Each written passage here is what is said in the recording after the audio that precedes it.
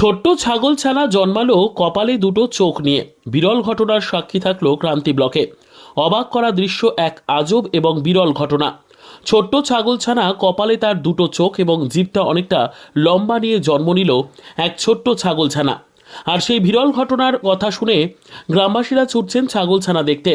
ঘটনা প্রসঙ্গে জানা যায়, পূর্ব ধলাবাড়ির বাসিন্দা ফজলুল হক তার ছাগল বাচ্চা দিয়েছে। তবে সে বাচ্চাটি একেবারেই ভিন্ন রকম দেখতে, ঠিক যেন মানুষের মতো দেখতে মুখটা। এরকম ছাগলছানা জন্ম নেওয়ার ঘটনার কথা শোনাশুনি হতেই প্রচুর মানুষের ভিড় জমে যায় তার বাড়িতে।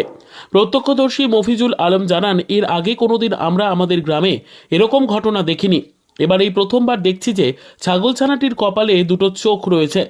এখনও ছাগলছানাটি জীবিত রয়েছে, তাই আমরা তাকে দুধ খাওয়াচ্ছি যেন বেঁচে থাকে। ছাগল বাচ্চা দিয়েছে। হ্যাঁ। একটা চোখ না দুটো চোখ আছে না? একটা কপালে কপালে চোখ। কপালের চোখ। এর আগে কি এরকম কোনো জায়গায় বাচ্চা দেখেছিলেন? না, এটাকে তো কোথাও দেখিনি। এবার প্রথম আজকে দেখলাম। এটা কোন জায়গা? এটা হলো পূর্ব ধলাবাড়ি এবং লালবাড়ি বলে। কার ছাগলটা কার? এটা ফজলুদার ওই ছাগলের বাচ্চা আর কি। আর আপনার নাম? আমার নাম আফিজুল আলম। এটা ধলাবাড়ি না? হ্যাঁ, ধলাবাড়ি।